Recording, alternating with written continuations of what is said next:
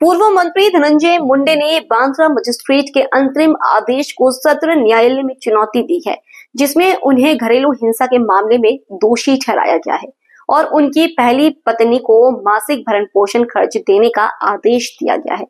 करुणा शर्मा का दावा है कि वह उनकी पहली पत्नी है, लेकिन धनंजय मुंडे ने अपनी अपील में दोहराया है कि उनकी उनसे कभी शादी नहीं हुई। इस मामले को लेकर करुणा शर्मा ने धनंजय मुंडे पर कड़ा हमला बोला है। करुणा शर्मा मुंडे ने कहा कि न्यायाधीश ने मुझे पहली पत्नी के तौर पर गुजारा भत्ता देने पर सहमति जताई थी और आदेश भी दिया था। मेरे पति धनंजय मुंडे हमें 2 लाख देने को तैयार नहीं है। उन्होंने इसके लिए याचिका दायर की। इस पर सुनवाई है।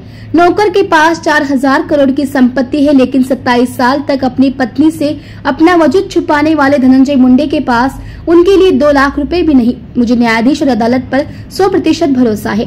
उन्होंने कहा कि उन्हें 100% न्याय मिलेगा। करुणा शर्मा मुंडे ने आगे कहा कि मेरे पास सारे सबूत हैं। कोर्ट पूरे सबूतों के आधार पर काम करती है। माननीय न्यायाधीश साहेबांनी पहिली बायको म्हणून आणि मला पोटगी जे मेंटेनन्स 2 लाख रुपये मान्य केला होता, ऑर्डर दिली होती, पण माझे नवरे धनंजय मुंडेला 2 लाख रुपये सुद्धा आम्हाला द्यायचे नको आहे। त्याच्यासाठी त्यांनी वरती पिटिशन टाकला आहे। त्याच्यामध्ये आज सुनवाई आहे आमची। आणि आज घरचे नोकरकडे 4-4 हजार कोटीची प्रॉपर्टी असते, पण जे स्वतःची बायको आहे 27 वर्ष ज्यांनी आपलं अस्तित्व लपवून आज धनंजय मुंडेला मंत्री केला, त्यांच्यासाठी आज धनंजय मुंडेकडे 2 लाख रुपये सुद्धा नाही आहे।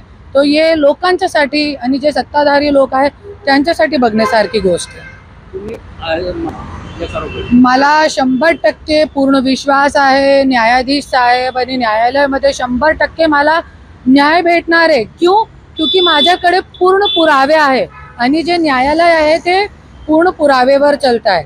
आणि जे तुम्ही सांगताय की नोकरकडे इतके पैसे पण तुमच्यासाठी नाही, तो तुम्हाला माहिती आहे सगळे मंत्री जे लोक आहे सगळे आपले नोकर चाकर ह्यांच्या नावावरती सगळी प्रॉपर्टी घेतात, क्योंकि त्यांना कुठेपर्यंत अडकायचे नाही आहे।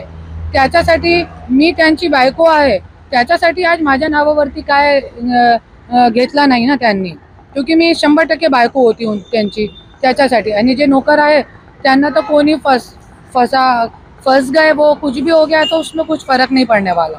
सब कुछ भी किया तो उनने किया, जैसे भी आप देख ही रहे सीन। खूप काही महिलांना फसवण्याचा प्रयत्न करताय। माझी गाडीमध्ये रिव्हॉल्वर टाकली, नंतर माझ्यावरती 2-2 वेळे एट्रॉसिटी केस केला। बीड जेलमध्ये 16 दिवस ठेवला गेला। येरवडा सारखी जेलमध्ये 45 दिवस ठेवला गेला एट्रॉसिटी सारखे केसमध्ये।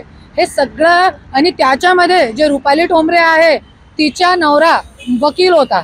2 लाख रुपये पर डे त्यांची फीस आहे। कुठे आणतात इतके मोठे मोठे रक्कम हे लोक? हे सगळे हे लोकांच्या चालू असतात तो महिलांना फसवण्याचा। आज मी रात्री यही विचार करत होती की आजचे जे सत्ताधारी लोक आहे इतके खालची पातळीवर जाऊन राजकारण करतात की स्वतःची बायको फसवून गोरगरीब महिलांना पण फसवण्याचा प्रयत्न करताय आणि जेलमध्ये टाकताय।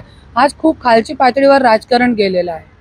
त्यावेळे पहिल्यांदा मला जेलमध्ये टाकला होता, त्यावेळे मी 6 दिवस अन्न खाल्ला नाही होता, एक कोर सुद्धा खाल्ला नाही होता, भुकी होती।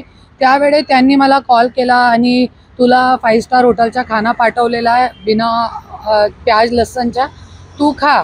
मी त्यांना शिवीगाळ करून सांगितला होता, तुझा खाना तू भर तेरे उसमें, असा मी सांगितला होता।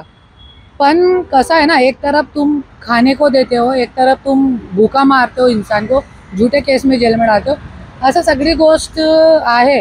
तो त्या माझ्यासोबत बोलत पण होते अर्धा तास।